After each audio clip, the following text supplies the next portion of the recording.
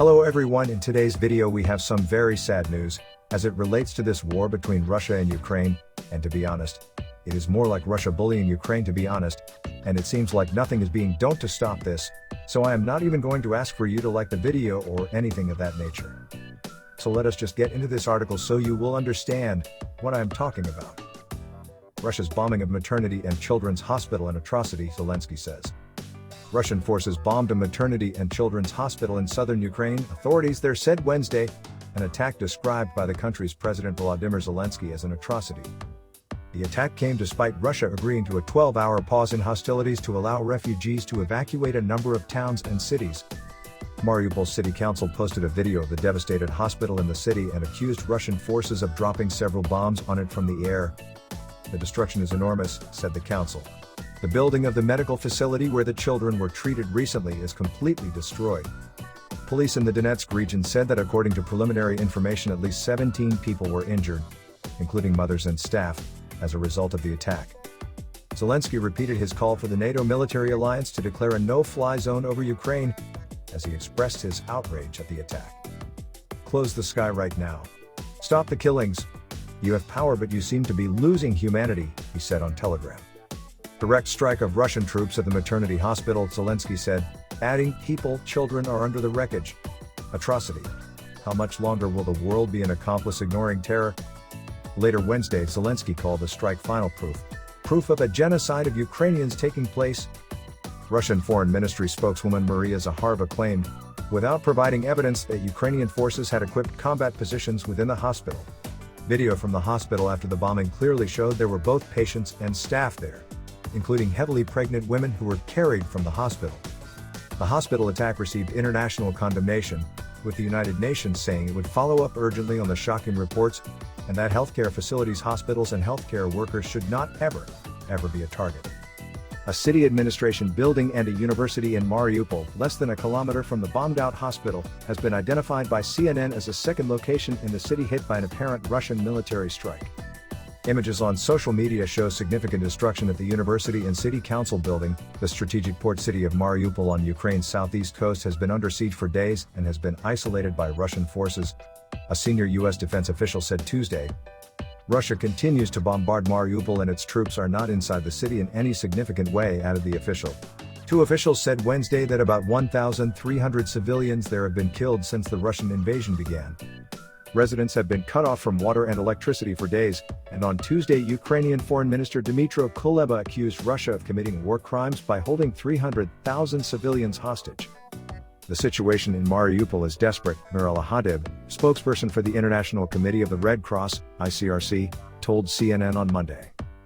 On Wednesday, Ukraine's Deputy Prime Minister Irina Vereshchuk said both sides had agreed to a ceasefire and planned evacuation corridors from a number of cities in order to allow people to leave. The attempted evacuation corridors were scheduled to operate from 9 a.m. to 9 p.m. local time, with routes including Energodar to Zaporizhia, Mariupol to Zaporizhia, Lonovaka to Pokrovsk, Izium to Lazova, and 4 separate routes from Vortsel, Bucha, Irpin, Bordyanka, and Gostomel to the capital city of Kyiv. A corridor also operated between Sumy and Poltava, a route that enabled about 5,000 Ukrainians to evacuate on Tuesday, according to Ukrainian Presidential Office Deputy Kirill Tymoshenko. But several hours after the evacuation was due to begin, there was no sign of people being brought out of Vortsel, Bordyanka, Hostomel, Irpin and Bucha in the bus convoys that had been organized. The city council of Bucha accused Russian forces of blocking the evacuation in a statement on Facebook. The occupants are disrupting the evacuation. Currently, 50 buses are blocked by Russian military in the parking lot, the post read. An attempted evacuation from Demidova, a town north of Kyiv that was not among the agreed corridors, ran into trouble. 1 police officer was killed and 2 more people seriously injured during an attempted evacuation of civilians, according to regional authorities. The city of Kharkiv in northeastern Ukraine is encircled by Russian forces and continues to suffer heavy shelling, the UK Ministry of Defense tweeted Wednesday. On Tuesday, Kharkiv Mayor Igor Terekhov told CNN the situation was difficult and there was constant shelling from heavy artillery on residential neighborhoods and civilian infrastructure. They're hitting our water and heating and gas supply, said Terekhov. They're trying to interrupt our power supplies.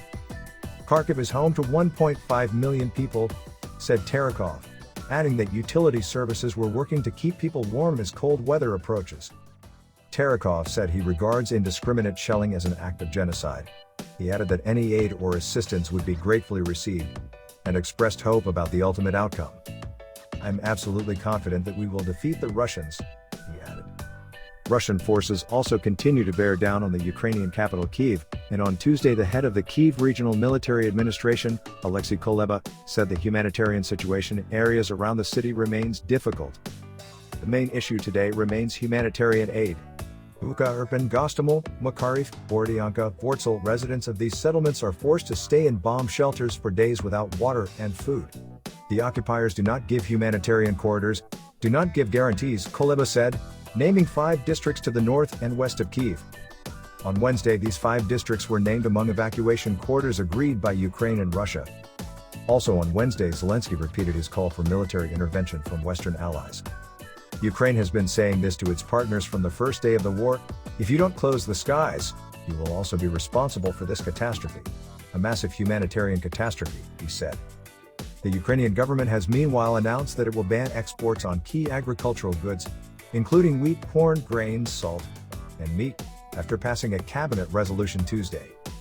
Ukraine's Minister of Agrarian Policy and Food, Roman Leshchenko, said the steps had been taken to prevent a humanitarian crisis in Ukraine and meet the needs of the population in critical food products. So my question to everyone: WHO just listened to this video, how do you feel about this? President Putin is definitely abusing his power. Children, pregnant women, should not be a part of this. Wow, I really hope this war is done and over with. We do not need to lose any more people.